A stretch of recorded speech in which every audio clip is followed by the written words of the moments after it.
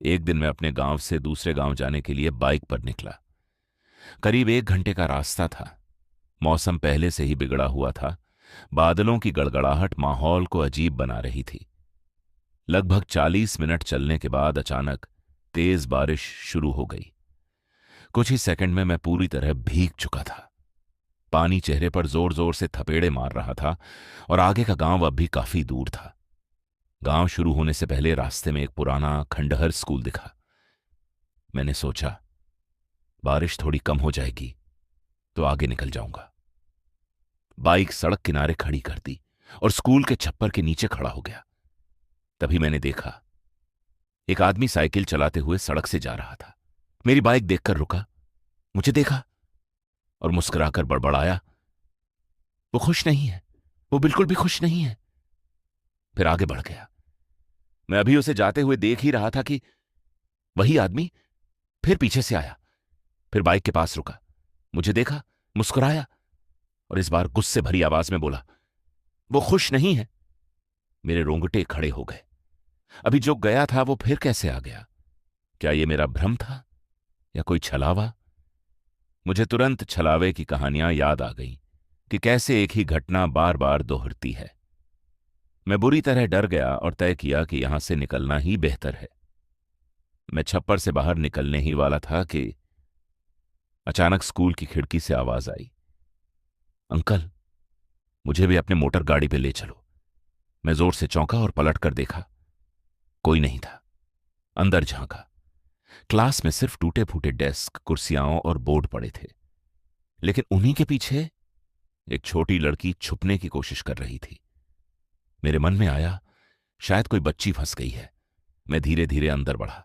दरवाजा बहुत पुराना और टूटा हुआ था, जालों और धूल से भरा हुआ। तभी अचानक करीब 10 से 12 साल का एक लड़का जोर जोर से हंसता हुआ मेरे सामने से बहुत तेजी से गुजर गया और पल भर में गायब हो गया। मैं सन्न रह गया। फिर अंदर से 2 से 3 बच्चों की फुसफुसाने की आवाजें आने लगीं। मैं वहां से भागने के लिए मुड़ा ही था कि वही आदमी जो सड़क पर 2 बार दिखा था मेरे सामने खड़ा था। उसने मेरा हाथ पकड़ा और मुझे घसीटते हुए उसी क्लासरूम के अंदर धकेल दिया। मैं लड़खड़ाकर अंदर गिरते गिरते बचा। बाहर देखा तो वो आदमी धीरे धीरे लौट रहा था और फिर गायब हो गया। अचानक कमरे का माहौल बदलने लगा। जो कमरा सामान्य था वो एकदम बर्फ जैसा ठंडा हो गया। ठंडी सन्नाटे भरी हवा चलने लगी और फिर एक आवाज, सु। उसके साथ 2, 3, 4, 5 अलग अलग बच्चों की हंसी गूंजने लगी। मैंने कोने में 5 बच्चे खड़े देखे। चेहरों पर नीली राख पुती हुई, कपड़ों पर सूखा हुआ खून, आंखें ऐसी जैसे बहुत बीमार हों। सब बस एक तक मुझे घूर रहे थे। तभी एक छोटी बच्ची बाहर से अंदर आई और बोली, 3, 2, 1, जैसे लुका छिपी खेल रही हो। उसका चेहरा भी नीली राख से भरा था और आंखें थकी हुई थीं। फिर सारे बच्चे जोर जोर से रोते हुए मेरे बिल्कुल सामने आ खड़े हुए। मैं उनकी आंखों में ऐसा खो गया कि समय का पता ही नहीं चला।